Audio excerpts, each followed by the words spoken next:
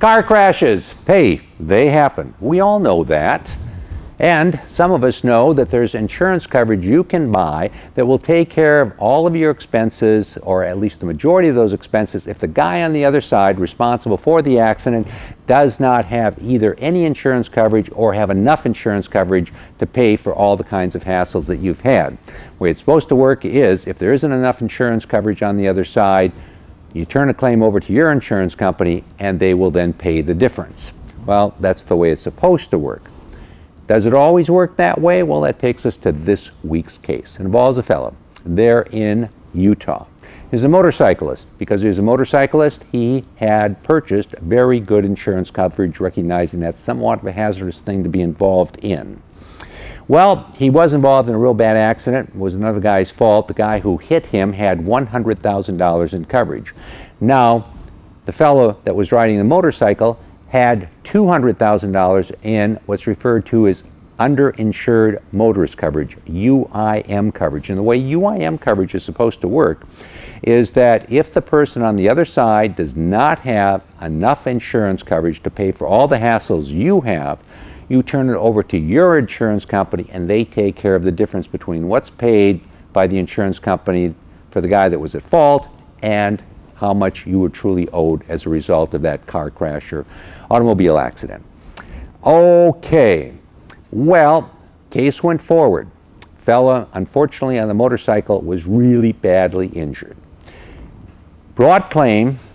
Guy who was responsible turned it over to his insurance company. His insurance company paid $90,000. They had a $100,000 policy, but they only paid $90,000. Now, the fella who was hurt said, you know, I've got injuries here, medical expenses, and all kinds of hassles worth over $200,000. I'll just bring claim against my insurance company, State Farm. He did that. State Farm said, no, we're not going to pay you. We're not going to pay you, period.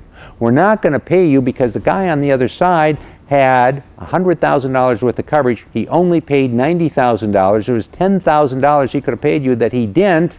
And we're not going to pay you until you get that $10,000. Well, by that time, the guy had signed a release and he had already said goodbye to the fellow who was at fault.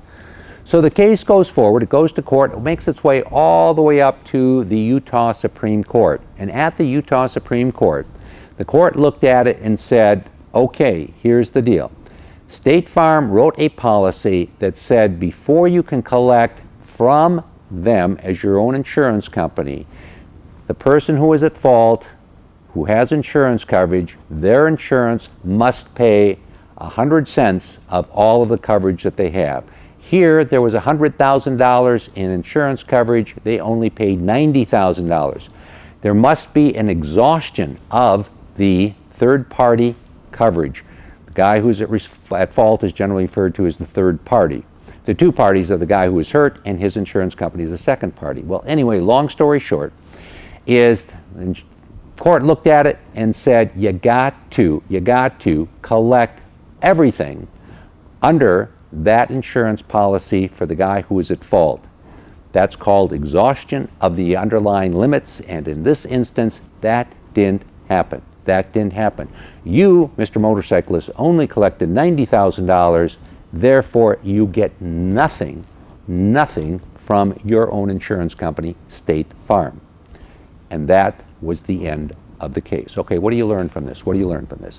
You learn from this that if you got a UIM claim, an underinsured motorist claim with your own insurance company, you've got to collect all of the proceeds that are available on the other side, all the insurance money that's available on the other side, before you can bring claim against your own insurance company.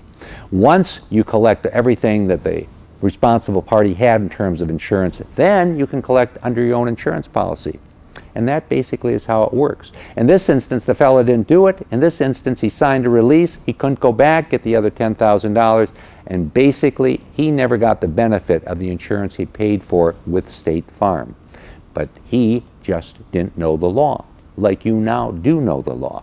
Now, I must point out, the law varies a little bit from state to state. But you will never go wrong if you're in this situation by making sure you find out how much insurance coverage is on the other side, collecting all of it before you go against your own insurance company. Okay, bring you these cases, as we bring you cases every week, so you know how the law works, so you can make the law work for you. I'm David Allen.